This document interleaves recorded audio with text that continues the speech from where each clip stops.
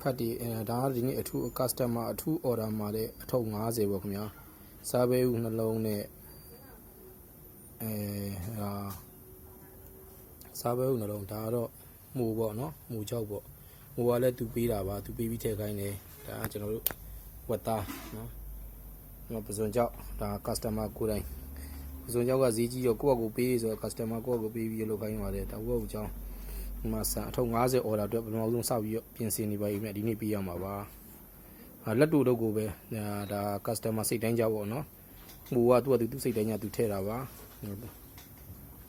ပစွန်ကြောက်လည်းသူ့စိတ်တိုင်းညသူထည့်တာပါပစွန်ကြောက်ကတော့အခုကျွန်တော်တို့ကမထည့်ပေးနိုင်တဲ့အတွက်ဒါ customer သူ့ဝယ်ပြီးလာပြီးတာအကောင်ကြီးအကြီးကြီးတွေပါပဲတစ်ထုပ်ကိုသူက3កောင်နှုံးလောက်ထည့်ခိုင်းပါတယ်